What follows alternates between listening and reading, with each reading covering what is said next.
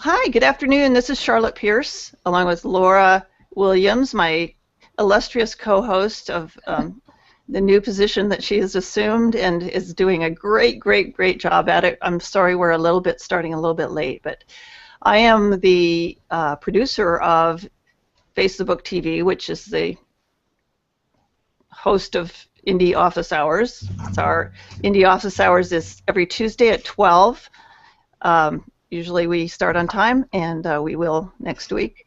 But we are co-produced or co-sponsored by IPNE, the Independent Publishers of New England, for whom Brian Jud is a longtime friend and speaker at our conferences. Brian he goes way back in book marketing and is someone I look to a lot for information about how to get the word out about my books. So, Brian, thank you so much for joining us. Are you in Connecticut today, or?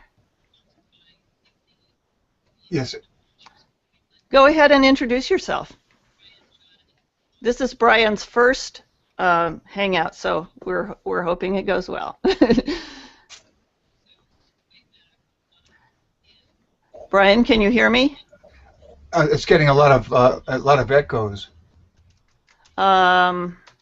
Okay, a lot of echoes. Thank you for joining us. Okay. Yeah. Are you? Okay. Are you? You may have, Brian. You may have me open in another window. You may have the session open in. It's repeating your. Yeah. It's Brian, repeating what you said Brian, before. close all your windows. Close all your other windows. Yes.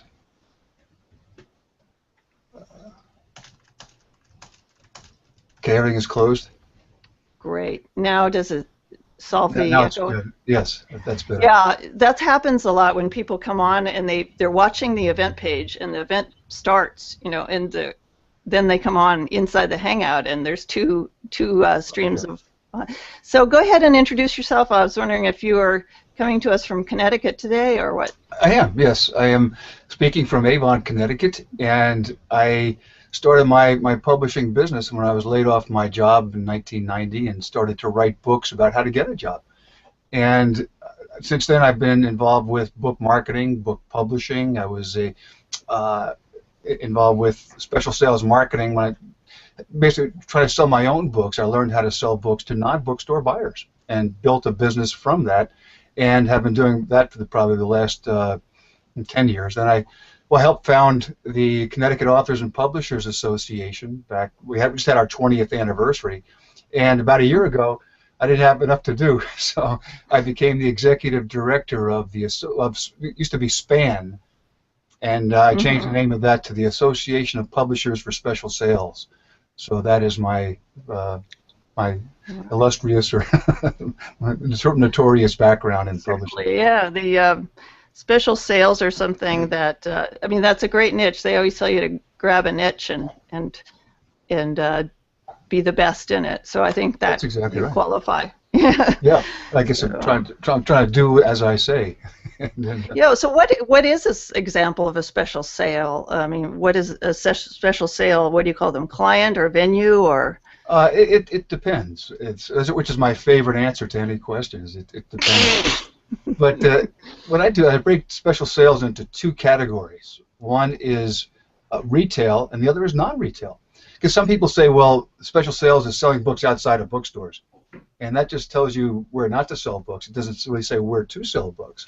So if you look at it, because I get that response a lot. What do you mean by special sales? So I call it non-bookstore marketing or non-traditional marketing or special markets. But it's basically selling books anywhere outside of bookstores, whether it's the traditional the bricks or clicks, selling online, or the brick and mortar stores. So it's anything outside of there. And it's really it can be very similar to selling to bookstores for the retail side, or the non-retail side is the where you're doing more of the direct selling. So you have clients. To answer your question, the clients would be the corporate people, generally the non-retail, and the customers would be the retail sector. Yeah, but how do you get to those people? Like, so say you're an That's author or a small publisher and you have 2 or 3 books on your list, and you just don't like to go out and approach people about, like, will you carry my book? Or, I sure. mean, I know some of that you have to kind of get over it, but are there? I know you have some advice for people about that. I do. Yeah. In the retail sector, you're selling very similarly as you are to bookstores, in the sense you get a distributor or a wholesaler. They contact the retailer for you. The books are returnable. You get paid in 90 to 120 days net of returns, and the books are sold off the shelf. So in that case, if you want to do that, these could be gift shops, airport stores, supermarkets, specialty stores. Could be the discount stores like Walmart, or it could be Costco. So there are all these are. The process is much like the bookstore, because you have these other people doing the selling for you. So your first step would be, just as in a bookstore, you would find your distribution partner, which could be the wholesaler or the distributor, and they would contact the buyers for you. Okay. On the other side, it's just not the opposite, but it's you really start out in corporate sales. We're selling to associations, corporations, schools, government, military. These are the non-retail people, and they're using a book for their purposes, in the sense they're trying to sell more of their product. They're trying to educate or motivate their employees. Associations want to increase membership. Schools want to educate their students. So they're buying your books generally in larger quantities, and the books are non-returnable, but there is no formal distribution. You're doing the distribution yourself, and that's or the sales effort yourself. What is there a checklist or something? How do you find, say I'm a consultant and I'm due, I don't know, book marketing. Yeah, sure. Or not, that's a bad example. I understand the concept like a divorce consultant or something like that. Sure. The first thing you would do is you would define your customer, or who your target reader would be. And most people say, well, it's everybody who likes fiction or something, everybody who likes this topic. You really have to narrow it down, because people use books for different reasons. So then you organize these people in groups. So, for example, if you have a book on divorce, you might contact parents groups, like something like Parents Without Partners, or you might contact divorce counselors, or finance people who are accountants who are dealing with the divorced people and their financial aspects of it, depending on what your content is.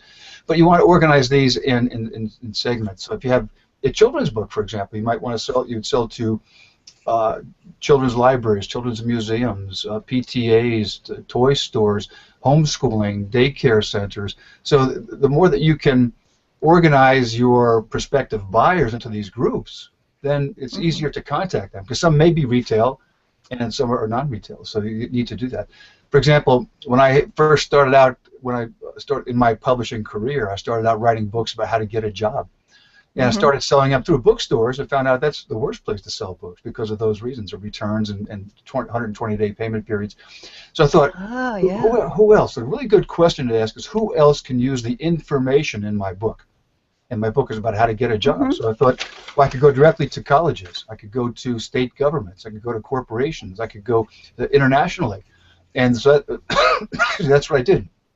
I went to colleges, and then instead of looking at colleges as one mass market, I broke it down into other segments. It could be alumni associations. It would be the teachers using books as a textbook. It could be a supplemental reading. It could be go directly to the students. I went to the American Marketing Association, found out the names of all the students, all the presidents of the AMA chapters on campus, and contacted them and sold them my book to use as a fundraiser. I thought, who else wants a student to get a job more than the student does? Well, so you have to do all this legwork yourself, basically. Yes, exactly right. Yeah, when you have that group like the parents, I was able to. I went to the American Student List Company, got a list of the parents of graduating seniors, and sent them information about my books.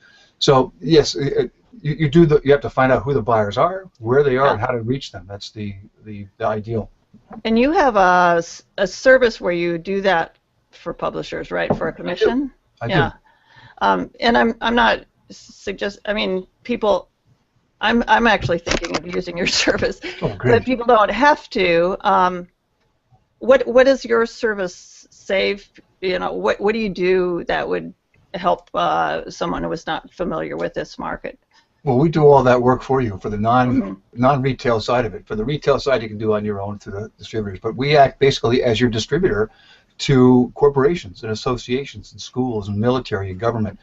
We work through a national network of about 65,000 sales representatives. And they're not book reps. These are promotional products reps. So they're selling cameras and watches and tchotchkes and keychains and coffee mugs. So we get books to them to sell to these buyers. So they're doing all this legwork for you. They contact the buyers. They sell. If you have a book on dog care, for example, they would contact a dog care manufacturer, a dog food manufacturer, and their objective is to sell 20-pound bags of dog food.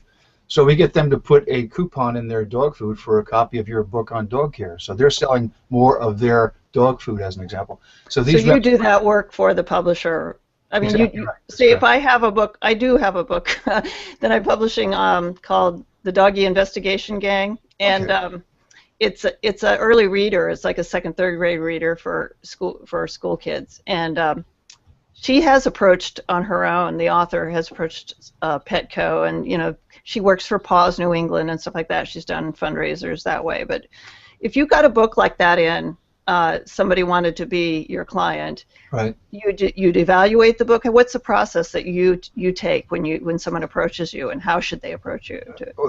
They could email me or telephone. It's Brian Jud at bookmarketing.com. Okay. And we would need to see a copy of the book because in many cases we can't sell it. It's something that, for a variety of reasons, anything that's religious or political, corporations won't buy. So it's we would go through that. If we can help the author or the publisher, then we would contact them and talk about what we would do and how we could do that for them. So we become basically their sales agent to these non-bookstore buyers. If they want to go to Petco or the retailers, then we could show them how to do it on their own, but we don't actually do that for them. Well, that sounds like a very valuable service. It is. Because it would, I mean, that's taking out so much groundwork that would be necessary to do that yourself. And, I mean, you'd have to go through and, first of all, find all the resources, then figure out how to contact the people that you need to, the real decision makers. Yeah. That's really interesting. Exactly. Like, these salespeople already know the decision makers because they've been calling on them for the last 20 years in some cases, selling them other products. So that really cuts through a lot of the red tape to get the sale completed more quickly. But still can take a year or more. Do you have publishers that have worked with you for a long time? Like, so that every book that they produce, they put in your catalog? We have some. We just started the program about 4 years ago. In the first year, we're just basically educating the salespeople on how to sell books as premium, as promotional items. And we do have other publishers, yes, as they bring out new titles, then we'll add those to the program. In the last couple of years, we've had a lot of resurgence of new authors coming in to help us sell their books. We help them sell their books. So at any rate, yes, we have the long-time clients, long time being 3 or 4 years, and we do 2 catalogs a year. We put the books in a physical catalog, a printed catalog, and also a search engine that's accessible by these people. So once they're in our program, they're in forever. Yeah. Did you have another question, Laura? I was just thinking that you mentioned the doggy daycare. Yes. That would also be good for the elementary schools to get in there, especially on their accelerated reader programs. I know that they have a way that they evaluate the books to decide if they could be used towards accelerated reader. But I know, like my grandson has to read so many of those books every month. Yes. Yeah. So. Do you deal with schools, Brian? We do, at all levels. We deal with public schools, private schools, colleges, even homeschooling marketplace. These reps, some specialize in different parts of the education segment. So can I send you our book and you can evaluate it? Certainly. Nice. Love to. Because, like right now, I don't have the time. She's working full time. Exactly. Nobody has the time, so those sales aren't happening. Some people don't have the time, the skills, or the desire to go out and sell. So so it's an added benefit that you may just be bypassing. Yeah, that's right. Why not? Are there other people that do this? I mean, I don't want you to undermine your. What's that? There is another company that does it. They do primarily books for corporations that are having their 50th anniversary, for example. They'll create an anniversary book for that, or else they'll work with just the top 10 fiction or nonfiction. We're the only ones in the business that work with the full line publishers. And we have books from Simon Schuster and Random House. We were just at BEA last week, and we had worked up some programs with Simon and Random House, and so we have their books in our program down to single title authors, so we can help anybody. And do you have an exclusive, like if I had this Dig book in your service, and it's called Doggy Investigation Gang, Dig, and then could I go out and do some local sales too? I mean, sure. Yeah, ours is non-exclusive, so whatever you do on your own is totally up to you. Oh, that's wonderful. So cool. And I'm going to do it right away. Okay. I'm so excited. I have another question. Is it all commission-based, or is there an upfront fee? There is an upfront fee. It's $250. We have to pay to have the books uploaded to that search Sure, that's engine. why I was asking you. Yeah, so we don't make money unless the books are sold. So that's our motivation. Yeah, it's good. It's good when you have a service where everybody's motivated. So, yes, like I'm more of a collaborative publisher. So when I bring an author on, we're more like partners. Yep, and that's right. I think that one guy that Laura and I both know on Google Plus named David Amerland, he wrote a book called Semantic Search about Google search. And my dog is groaning down here.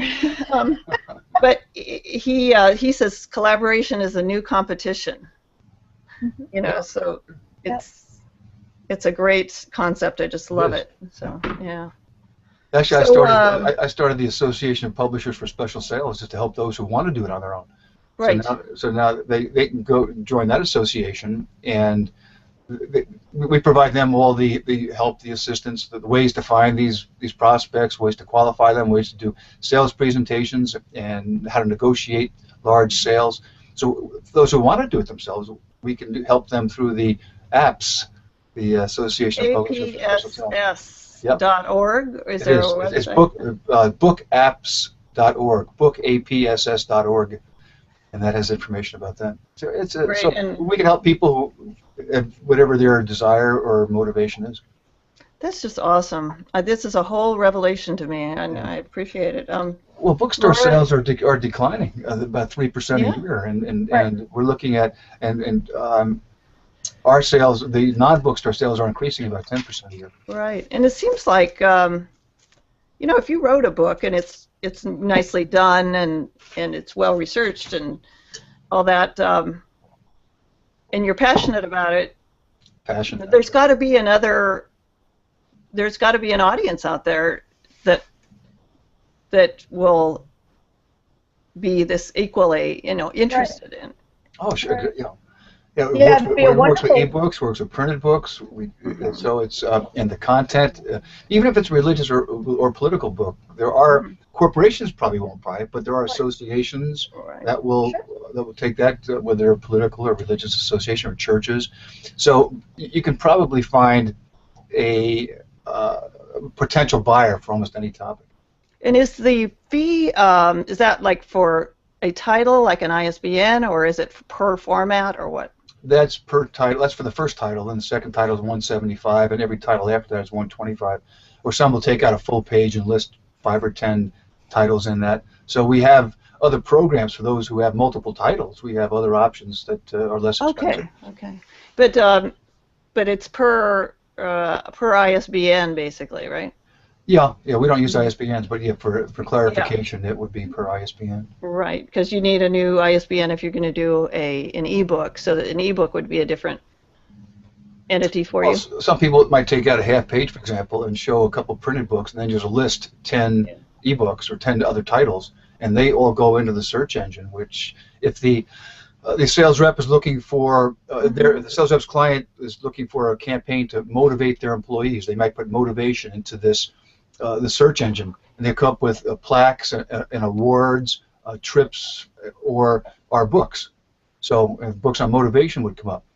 So that's how that search engine would work, and that's so all the titles in the category would go, or in the listing would go up to that search engine. And you create those categories, or you? Oh yeah. So determine them. Yeah, we do the whole layout for the catalog. We do all that for you. All we need is a cover image, a description of the book, and its price, and then we take it from there and do everything. And then you get to approve everything before we go to print, and you get a copy of the printed catalog too. And we promote the books in the program through trade shows, through email blasts. We do a monthly newsletter to the sales reps, so we do promote the books that are in the catalog too. Excellent. Laura? It seems to me that this would be just a remarkable way if you had a book in a specific niche to get out there.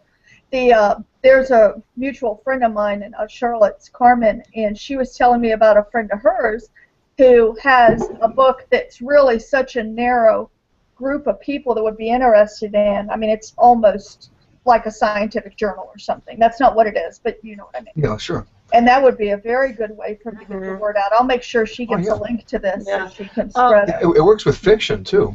Yeah. Since we had work in a program with 800 flowers on Valentine's Day, if you buy a certain quantity or certain size bouquet, then you get a choice of romance novels with it. Or Victoria's Secret, if you want to buy a certain amount of lingerie on Valentine's Day, then you get a choice of romance novels with it. We've had there are a variety of other ways in which you can sell fiction, but it does work for fiction and nonfiction too. Yeah, or if it's a theme, like it's a theme about morality, or I don't know, that could fit. Yeah. Sure. We have a speakers bureau too. Sometimes the corporations want to hire the author as a spokesperson. No so kidding. We can set that up too. Yeah, we have in the past, and anyway we can help the publisher, the author, sell more with them. Well, sure, because in the end it helps you. That's exactly right. Yeah. Exactly. Yeah. So, and then all right. I thought of something just now. I just wanted to do a test case, sort of on a book, because I'm not really, I don't really know what the full markets would be, but I'm interested in your impression. It's the Pedagogy Handbook. You probably have not heard of it, but the website is pedagogy.org, and it's an alternative. It's about forming groups of people to learn topics and to do peer learning and peer production. Okay. So we have done it. Laura, maybe you can get the website up for a screen share. We have an editorial board that's global. We do weekly hangouts like this. Good. Okay. And that's how we've developed the book. It was instigated. We call it instigated by Howard Rheingold, who is a internet pioneer and a professor at Stanford University right now. So he developed a company called the Well, the early networking, internet networking group. Who's a target reader for that book? The targeted reader that's a good question. I mean, it's that's a good starting point. Yeah, it's good starting. Once you can define that, then you can define out where they would work or congregate. Or it's anybody who wants to have a way to strategies to assemble a group of people to learn a topic. So maybe you're interested in learning calculus, and you have some people who want to come along with you, and you talk to them. You sort of assemble that group, and then so it's about 200 or 323 pages, I think. A lot of chapters are written by different people. Here it is. That's an anthology. Yes, it's kind of a collection of articles, and we've gone through it to kind of unify the language and the principles that are throughout the book. So I'm just wondering how you would approach this book in terms of special sales. Well, first define the target reader. So the people who want to create groups like that. So you might go to adult education programs, or you might go to corporations who are setting up satellite organizations or for their employees. We work with a large company, a Fortune 500 company. Well, Ford is an example. What they do, they'll send out books in our catalog to all their employees, and then the employees will get them free because the corporation pays for it. So we have that. That's a way to get it out to a large number of people in a very short time. Where we have banks, for example, maybe they'll have people that are their customers who want to set up these peer groups, and we're working with a bank now that wants to do something like that. So we're creating a branded landing page for the bank, and they have ebooks up there, printed books, and they buy X number of codes from us and give these codes out free to their employees or their prospects or customers. So that would be a perfect example of how we get across to those who are business people. And or you might go to the small business development centers for the government. They're always looking for the score. They're looking for ways to educate their customer, their clients, I guess. You might go to schools. Certainly, business schools would be interested in that. They're always setting up these think tanks and peer groups. Right. Anybody who's looking to set up a mastermind organization, something. So Excellent, these are some places to start. I think that, but it all begins with defining the target reader. I can see what you mean. I mean, I'm kind of a target reader because I got involved with it after I took an online course with Howard, and I thought, well, this is a great way to learn something without having to pay a massive amount of money for a master's course or something like that. Sure. So people that want to learn things for free, basically. Yeah, sure. I mean, there's a little hook there, you know, and there is a lot involved. There's a lot of work involved in, Certainly, in identifying the patterns that are effective in peer groups. Yeah. But the key is, I liken it to Arm & Hammer baking soda. That it has many different uses as a deodorizer, as in recipes and putting out fires, as toothpaste, but the product hasn't changed. So but you sell it differently to different people. So it's the same thing with your book. It has different content, or different results for different people. Right. So the media wants higher ratings. The retail people want increased store traffic and higher profit per square foot. The HR people and corporations want to motivate their employees. So the associations may use your book, for example. Their objective is to increase membership. So if you go to the membership chair, and if someone renews their membership or joins, they get a free copy of your book as a thank you. So these are ways, but so each of the buyers is using it for different reasons. So you will need to market it differently to the different buyers based on how they could use the content. Yeah, and that's a creative part of your job, isn't it? It is. Yeah. That's the fun part of it too. That's the fun part. Yeah, I can see that. I can see that. You know, what's going to crank their engine in this group? Yeah. How many authors should you represent at this time? Because I took a quick glance at your catalog, honestly, and then I had somebody contact me and had to get away from it. But sure, we have probably about 150 or so different authors and publishers in a particular catalog. We do 2 catalogs per year.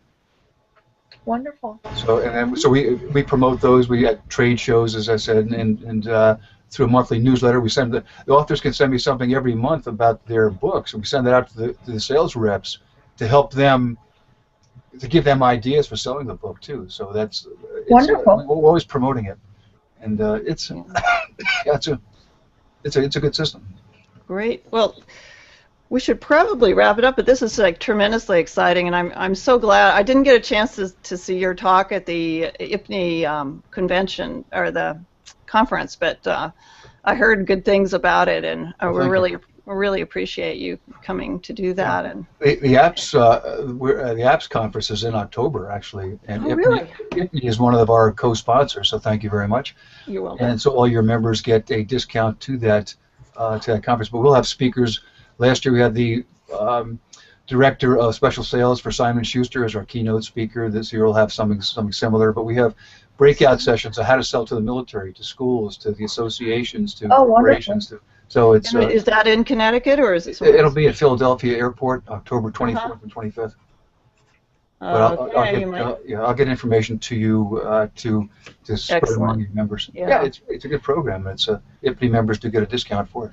Sweet. Is there any, as we wrap up, anything that you want to point to besides the conference coming up, but anything that you're involved in that you'd like to highlight? Just the app's membership and my other sales program. And regardless of how you want to proceed, whether it's by yourself or have somebody do it for you, we can help you do that. Mm-hmm. And we do a monthly. Apps does a monthly newsletter with just information on special sales marketing, and they have the annual conference, and we have events like this because IPNE is one of our partner organizations. So we do events like this with a partner. So apps is I get a good, at least check it out. It's a good organization. I can help you. I think I will. I mean, I'm really I'm getting my business back up, so I'm looking for consistent information. And Laura, do you have a comment going on, or do you want to shout out to something? Well, first of all, I want to thank you very much for making me your co-host. You know that I'm excited about that, and I always enjoy anything that I do with Charlotte. She is just such a wealth of information and laughter. Enthusiasm. Enthusiasm, that too. Yep, we're definitely correct about that. I have been working, Charlotte doesn't even know this, I'm actually putting together, maybe I did tell you, like a private hangout group for authors, and it's not on critiquing their work. It is for running the business of their writing, how to get their books published, how to market them, and it's a way to have a close communication. I've been to so many writers groups, and to me that's something that's not discussed nearly as much as it should be, because that's where the real, that's a difference between having a book that you have copies in your living room stacked up to the ceiling, or actually having people buy them. That's a big difference. As the publisher David Godine told us one time, he keynoted the conference a few years ago, but he said, "Are you privishing or publishing?" Right. Exactly. I might use that. Exactly. And so then I've been getting a good response to that. I've been doing that through LinkedIn. But even though it's going to be a Google Plus Hangout, but I've been getting a good response, so I'm looking forward to that. So I think I'm going to send my authors to you for sure. Is that a fee-based thing, or is it a? No. Okay. No. I made it real clear too in the LinkedIn post. It's nothing to do with monetization. It's just a support type thing. Sweet. Yeah, I think good things will come from that when you pay it forward, sort of like that. Yeah. Yep. So thank you both, and I would like to mention a few things that are coming up for IPNE. We're having actually a board meeting at 2 o'clock, but we are going to be participating in the League of Vermont Writers Authors Meet Agents event in July. There's possibly the Boston Book Festival. We're actually looking for a member who would like to adopt that as a manager. The New England Library Association, which is later in October, and the New England Independent Booksellers, NEBA, in Providence in late September, early October. So those are 4 great opportunities for authors to market their books and to get them out. You can, for a small fee, send your book to us and we'll take it to those shows. So IPNE.org is the link for that, and I'm Charlotte Pierce, the co-president of IPNE and the director of Pierce Press in the Boston area. So contact us anytime, and thank you both for coming along. It's been one of our best shows, I think. Thank you very much. Thanks, Brian. Bye. Thanks, Brian. You're welcome.